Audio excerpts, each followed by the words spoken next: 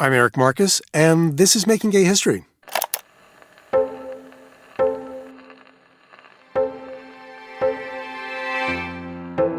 It was late December 1990, and I'd just finished reading through the first draft of my Making Gay History book. I'd promised to have the manuscript on my editor's desk the following month. At a hefty 800 pages, you'd think it was plenty comprehensive. But then it hit me. I'd meant to include the oral history of someone who had been involved with the Metropolitan Community Church. Meant to, then forgot. The Metropolitan Community Church, or MCC, was a church by and for gay people founded in Los Angeles in 1968 by Reverend Troy Perry. It had played an enormously positive and important role in the lives of Christian lesbians and gays, and had been a high-profile fixture in the movement during the 1970s and 80s. The oversight left me scrambling to find someone on my list of potential interviewees who fit the bill.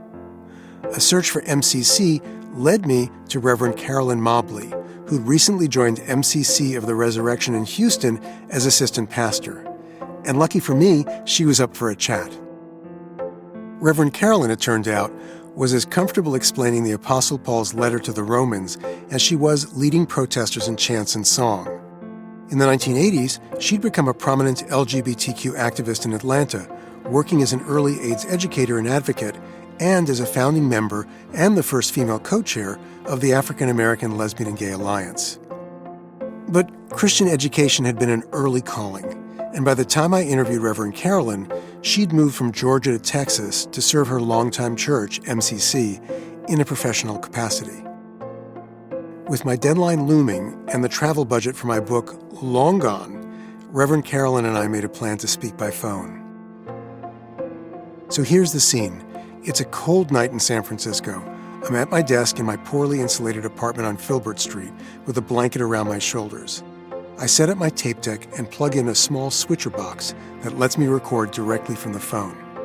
I dial Reverend Carolyn, who picks up at her one-story cottage in the Braeswood Place neighborhood of Houston. I start by asking her about her childhood in Sanford, a small town in Central Florida, where she was born in 1948 into a family of educators. Interview with Carolyn Mobley, Saturday, January 26th, 1991. Interview is by telephone.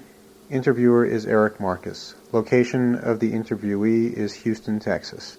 Tape 1, Side 1. Did you have any sense growing up that you were different in any way? Certainly. How so? Well, I was a kind of typical tomboy.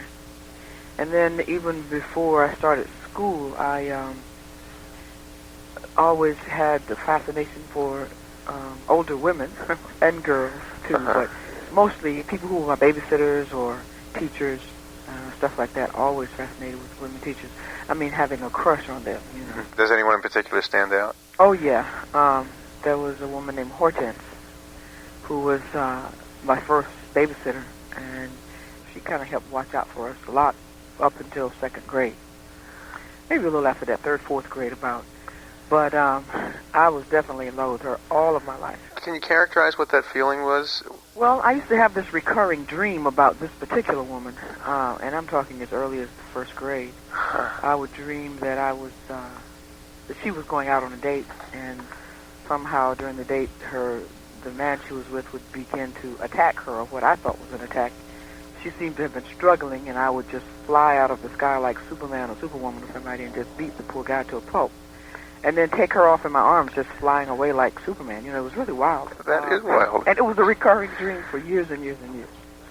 And it was only this woman that I would rescue, never a faceless woman or other women that I knew, just her.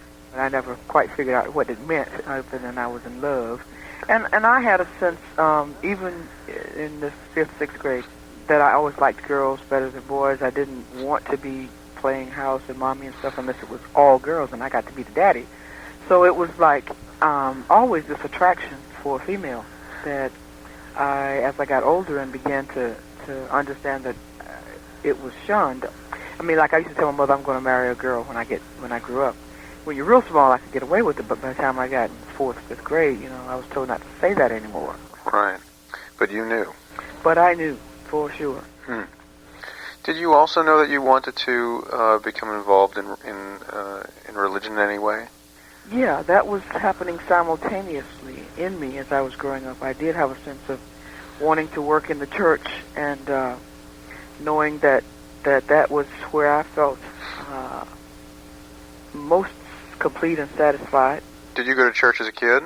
Oh, yeah. My grandfather was a Baptist preacher, and the whole family was church-minded and active in the church. Can you describe your church where you grew up for me? It was a typical black Baptist church, fairly emotional in its expression, but I was blessed to have some really good pastors in terms of knowing the scriptures and being excellent teachers. Church was a real social fabric of my life and community. I mean, you just didn't think about not going to church. It was an understood reality. For me, being kind of a serious-minded kid, it was more than just getting into the routine because I took it seriously and I do have a strong faith. And I remember at age 10 basically deciding that I wanted to be on God's side in the world. And it's been a firm faith for me. It's been something that I've never wavered from, even when I began to feel some tension between my belonging to Christ and my being a lesbian. What was life like in your town? Was it a segregated town? Very much so. In the first place, when I was really small and, elementary school, it was just like that's the way it was. To me, white people weren't real. They were only on TV, like cartoon characters. I didn't know any. I wasn't going to a white school. We shopped in the black neighborhood. There were black grocery stores.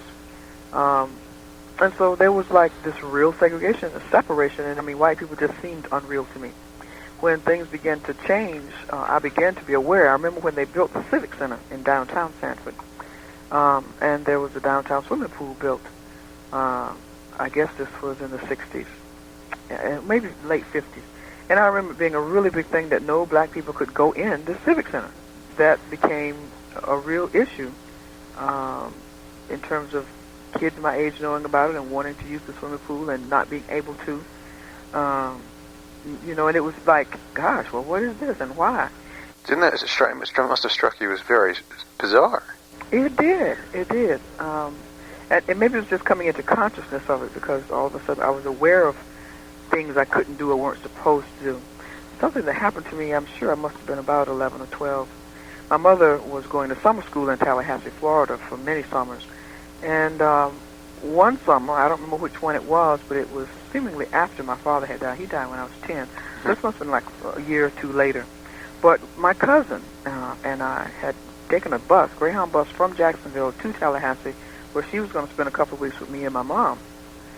And not thinking and not paying attention to much of anything, we got off the bus in the bus station and looked around, and we saw a sign that said waiting room. So we went in. We had never been there before. We hadn't been on the bus before, so it was like everything was new. Well, honey, we were sitting around in there looking, and all these white people, were sitting around. And then we noticed this cop walking up and down in front of us, kind of with his hand on his billy club. But we didn't pay much attention and really was just unaware of what was the staring about. So my cousin went up to the counter to buy some lifesavers. And the lady told her, if you know what's good for you, black ass, you'll get the hell out of here. So she jumped back and came over there and told me, and I said, what? I couldn't believe it. Then we got scared. So we decided we better go out the front door, and as we did, we saw this sign on the other side as we were walking up and down in front that said, colored waiting room. And I said, well, I'll be down, But that was the first direct kind of impact upon me on my own person and life and experience of somebody telling me that I couldn't do this because I was black, or that I was fixing to get beat up or put in jail or something because I was in the wrong place. And it kind of freaked me out. Now, like I said, I must have been about 12 then.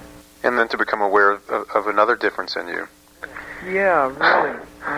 And to know later on, of course, that could put me in equally threatening situations if I weren't careful and mindful. So were you careful and mindful of keeping that a secret? Oh, yeah. Uh-huh. Oh, yeah. Mostly because I felt in conflict about it the older I got. I began to be aware of words in Scripture, and of course, as a 16-year-old reading the Bible myself, almost the only way you can take stuff is literally unless you have some other insight. And so naturally I was aware of what was in Romans, the first chapter, about God giving up on people and giving them over to a reprobate mind, which only God knows what a reprobate mind was, but the description of people giving up normal, quote-unquote, sexual relations for being with people of the same sex. And so I felt condemned by that initially, and decided, well, gosh, if that's wrong, I just won't do it, And so I was praying God would change my feelings and just take the desire away to be with females, and to just let me be more open to having a boyfriend and being with guys. Well, I dated, as it were. It wasn't really dating. It was like this boy walked me home from school most days, and sometimes he would come over weekends and we'd sit and watch TV, but he would always end up wanting to neck and stuff, and it was like, oh no, this is, I know God didn't want me to do this. I mean, it's one thing for me to sit here and watch TV with you, but no. So that became some pressure, but at the same time, of course, there was these hormonal changes going on, and some sexual arousal was happening even with a guy. Right. But it was like I knew I didn't want to screw him, Right. and I was certainly aware that I could get pregnant and mindful of I didn't want to be having no babies. So that was just out for me. It wasn't even a consideration. Right. We thank God for God. Yes. Oh, goodness. But it's funny that my sisters, my older sister, who's only 11 months older than me, and my younger sister, were both already having sex in high school. And unbeknown to me, my mother had pulled them aside and put them on the pill. But she never did that to me. Why did she not put you on the pill? Honey, my mother knew I didn't need to be on it. She knew my legs were not going over. And I asked her that one time when I came out to her. She said, well, I thought that you were strong enough to not be doing that. So I said, well, okay. But it just let me know that mothers do know. They always know. But what was happening with me was that I was beginning to feel this guilt, so I stopped any contact that was real close with girls in terms of writing letters and, spend the night over at anybody's house or stuff like that. By the time I graduated high school, I did spend the night with one girl that we kissed and stuff in bed, and I just really got freaked out, and I thought, okay, that's as close as I come. All right, Lord, never again. So the very next year, I went all the way from Orlando, Florida, to Abilene, Texas, to go to college, to get away from the pressure of this particular girl. And found out, of course, that I took all those pressures with me and that they were internal, and I was falling in love with other girls. What school did you go to in Abilene? Hardin-Simmons University. It's a Baptist school. By that time, I had decided I wanted to be in church work. And girls could not wear pants on campus, and there were curfews, and, there was no smoking on campus, no drinking. All of this really clean-cut American kids, right? So I said, well, this will certainly help me maintain my commitment here. It was a small college, it never had 2,000 students the whole time I was there. Boys and girls? Mm-hmm. Co-ed.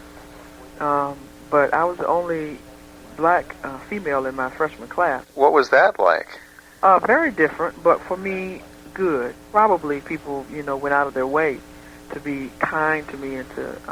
I never had any negative incidences where people put me down or called me racist names or, people were just really making an effort to... It was almost like that syndrome of, oh boy, we got to make up for all this shit that's happening in the world. And of course, Dr. Martin Luther King's assassination my freshman year made that kind of come to a head for me. We had the only negative confrontation was a very mild one. There were a number of black male students, mostly on basketball scholarship. And after King's assassination, that was in the spring, we decided to go to the president of the university and ask him to lower the flag at half-mast like it was being done all over the country. And he had initially said that they wouldn't do that. So, we had to do this protest, and finally he agreed to lower it. It was like that began tensions on the campus. So we began a series of dialogues, which was very helpful. And for the first time, people's racism began to show itself.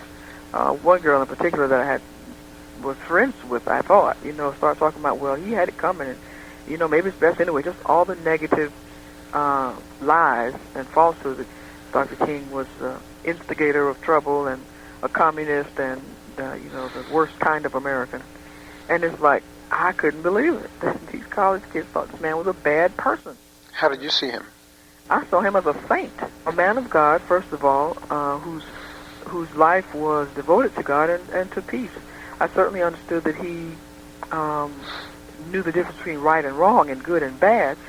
His thing about disobeying unjust laws, I began to think seriously about things that I was told to do. Are they really right? and there's somebody who's in authority telling you to do it, make it right. If it's wrong, it's wrong, even if the President of the United States tells you to do it. So, to begin to think more seriously about the inherent goodness or evilness of a thing or a law or a cause more than who is saying it. And it began to really change my way of looking at myself and the world, and it certainly helped me to reevaluate then the message of the church that I was getting about homosexuality, and even as a college student, reading Scripture continually on my own and rereading especially Romans numerous times, I finally got the picture. Which that ones? God was not against homosexuals, that even if the person who wrote that particular passage in Romans, namely Paul, was against homosexuals, he was a human being subject to error just like me. And so it's like, I think the man is wrong, period. So it doesn't matter who says it. If what he's espousing is inaccurate, it needs to be challenged. So that came directly from my beginning to sense that that's what Dr. King was about, challenging error wherever it was found. Well, what could you do about that once you saw that that Romans was not right? Begin to live my own life, number one, that I had to stop accepting the error for me, so that by the time I finished college, I was ready to become a sexually active adult. And as I began to come out to me, I came out to my mom right away, the very first year I was home after college. That would be 1971. Uh-huh. And I had my first sexual experience very shortly thereafter. Well, what did your mom say? When I told her that I thought I might be a lesbian, that's the way I put it. She didn't say a whole lot. She kind of got teary-eyed, and then she said, well, maybe you should see a psychiatrist. She didn't know what else to say, so I said, well, maybe I'll do that. Then she said, well, maybe you really ought to just get on birth control pills, and you'd feel freer to experiment with men, and you might discover you're not, after all. So I said, well, I really can't knock it till I've tried it, so maybe I owe her or the universe that. So I got on the pill. I did go to a psychiatrist. I had an appointment with a shrink in Orlando, and it was like, no, this is not the route for me. So I just didn't go back. In the meantime, I did decide that I would have sex with a man. And I thought it would be more than once. I really thought I would try this several times and just see if it made a difference. And I tried it once, and this was with the boy who was my boyfriend all through high school, and it was like, this is a joke. I couldn't believe I was doing it. And it was totally unsatisfying, and I thought, well, so much for that. I don't think I need to do this again. And so I decided the natural way is the best way. What seems natural is, to follow my own instincts and my desires. And I also began to reinterpret further that whole Roman scripture about giving up what was natural for something unnatural. And it played right into my own consciousness that, Paul had a point, that it is unnatural for me to screw a man, and I won't do it again. The only natural thing for me is what I've been feeling since day one in the world, and why would I try to change that? How foolish I've been. And it's like, well, thank you, Paul. I got your message, brother. We're okay. And it was like a light going off in my head, that his argument in terms of what is natural really does make sense, but you have to know what's natural for you. So the guilt left you then? Oh, definitely. And it's like, that's what truth will do for you. It sets you free. God delivered me from the guilt and shame and gave me a sense of pride and wholeness and all of that stuff that really I needed. But by the time I got to seminary, I had made some decisions about being a lesbian, that I didn't want to live a double life in terms of having to hide that part of myself. So I began to investigate MCC. I had read an article, I think, in Time magazine, or Newsweek maybe it was, about this new gay church that Troy Perry had started. And it was a fairly negative article, but even negative press is good press when the right people read it. And so I was just impressed that there was such a church. And I said to myself, I wonder what that would be like to have a gay church. What a neat idea. So as I got to Atlanta, who would be in my entering class but the assistant to the pastor at a local MCC? He was the only white man in the school, student, and he was the only announced gay man in the school. I went to a black seminary deliberately because I had gone to a white college, and I thought, well, I need some balance in my life, too. This was 72, 73 school year. So there he was, an entering student. There I was, an entering student, and I thought, well, I'll be darned. So I started talking to him right away, and he was telling me about the church and invited me to visit. And I was not quite ready to go. I thought, well, wait a minute. I have to think about what I'm going to do here career-wise, and is this a good move? What were you fearful of? There was still this major stigmatization in my community as a black person, and I was aware that if I wanted to work in the black church, that it would mean not being out. But then I fell in love with a woman who was working at the same mission center as I was. We were both doing student internships this second semester, and by the time I moved in with her, that was when I first went to the church. We went together. To MCC? MCC. I had joined the Black Baptist Church, but as I got into this relationship, I wanted to go to church somewhere where she could be with me and both of us feel comfortable. And that wasn't happening at a Black Baptist church. This was a white woman, too. So we went to MCC. She had been going to a Catholic church prior to that. So this was a compromise for the two of us. And we felt a little strange because it was just so different from anything we had experienced before, very different from Black Baptist churches. And even though it's akin to Catholic Mass, it was still very different for her. This was a Protestant minister up there. And most time they just wore clergy collar and jeans or whatever they wanted to wear. You know, very casual and laid-back church, which we liked. You know, I felt really drawn to it fairly quickly, and did get involved in the church fairly quickly within a few months. Were there a lot of people in the church? How many people would you say? The church at that time was under 100 people, but it was a strong, more than 50, 60, 75 or so. And it was growing. Was it men and women, both? Men and women, even though it was largely white male. There were a few blacks. There was 2 or 3 black men. There was me and maybe 1 or 2 other black women visiting from time to time. So it was a good mix. How much of a role did MCC play in your life at this time? Tremendous, because I was constantly coming out to myself and getting more comfortable with that and deciding that there was a way to really be out in the world, even though this church was just almost an oasis, you know, in the desert. It provided me with a place where I was totally accepted as a lesbian and a Christian, that there was never any question about how the two could coexist, so that by the time I graduated from seminary, I was encouraged to pursue credentialing to become a minister in MCC, but my stronger sense of call was still to be serving the black community, so I had the tension that, you know, why should I serve a white church primarily, even though it is a gay church, that somehow the bigger commitment was to serve the black community. I mean, I'm conscious even now, and I have been all along, of the fact that I belong to a people that I couldn't just abandon. So I had the opportunity when I finished seminary to be employed by Southern Baptist, which is a predominantly white Baptist denomination, but the job they wanted me to do was going to put me in the heart of low-income public housing communities doing Christian education, minority outreach, and building disciples among minority peoples.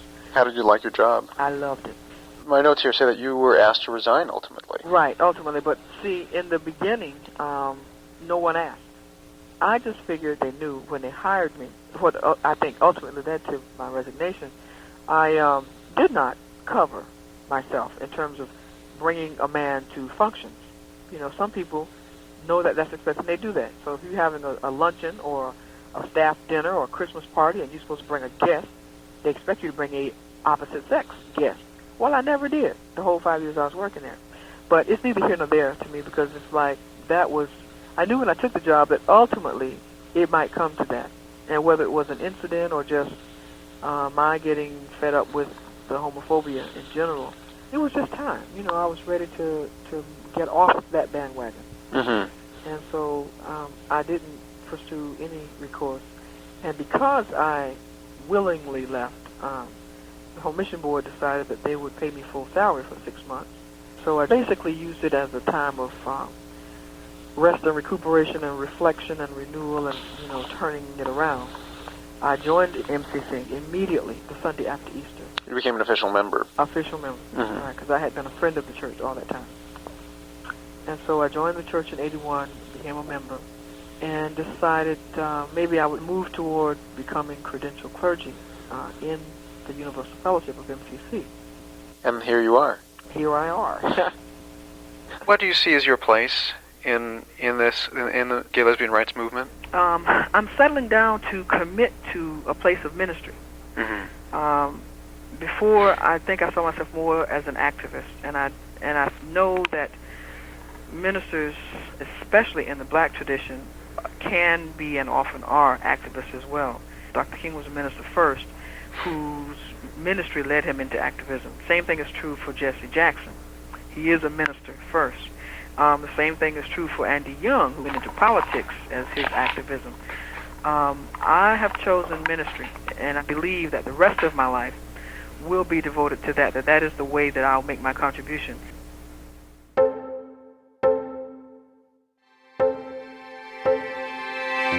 Reverend Carolyn continued to minister at Houston's Resurrection MCC for 15 years, first focusing on Christian education, then pastoral care, and finally, community partnerships. During that time, she served on the city's AIDS task force and volunteered as chaplain at a local home for the care of people living with AIDS. In 1993, Reverend Carolyn was elected to be Grand Marshal of the Houston Pride Parade. It was in Houston that Reverend Carolyn also met her life partner, Reverend Adrian Bowie. In 1998, they affirmed their relationship with a service of Holy Union in front of 300 guests, including both their mothers. The couple legally married in 2015 and took each other's last names. Reverend Carolyn Mobley-Bowie is now semi-retired and lives in Saginaw, Michigan, in the house where her spouse, Reverend Adrian, grew up.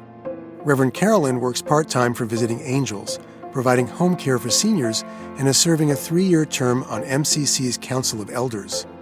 For the past 4 years, she's been the minister of music for the Breath of Life Spiritual Center MCC in Saginaw, where her spouse is the founding pastor. The Metropolitan Community Church continues to be a spiritual haven for Christian LGBTQ people. It now has 222 member congregations in 37 countries. Thank you to my Making Gay History colleagues, including producer Inga Detaya, audio engineer Kathleen Conti, researcher Brian Faree, photo editor Michael Green, and our social media producers Christiana Pena and Nick Porter. Thank you also to sound engineer Casey Holford for providing guidance on how to improve the audio quality of the phone interview. Special thanks to our founding editor and producer, Sarah Birmingham, and our founding production partner, Jenna Weiss Berman at Pineapple Street Studios. Our theme music was composed by Fritz Myers.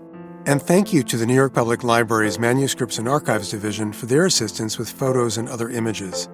Season 11 of this podcast has been made possible with funding from the Jonathan Logan Family Foundation, Broadway Cares Equity Fights AIDS, the Calamus Foundation, Christopher Street Financial, Mary Cadigan and Lee Wilson, Louis Bradbury, David Carollo, Lee Shear, the Dancer Family, Andra and Erwin Press, and Greg Adgate, who made a donation in honor of his daughters, Anna and Grace.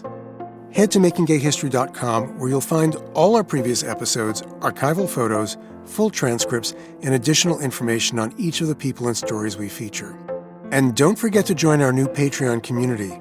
For $5 a month, you'll get access to exclusive content, and you'll support our mission to bring LGBTQ history to life through the voices of the people who lived it. This week, we're adding video of my recent catch-up conversation with Reverend Carolyn and a bonus clip of our original 1991 interview. Find out more and sign up at patreon.com/makinggayhistory, or go to makinggayhistory.com and click on the Patreon link in our banner. I'm Eric Marcus. So long, and until next time.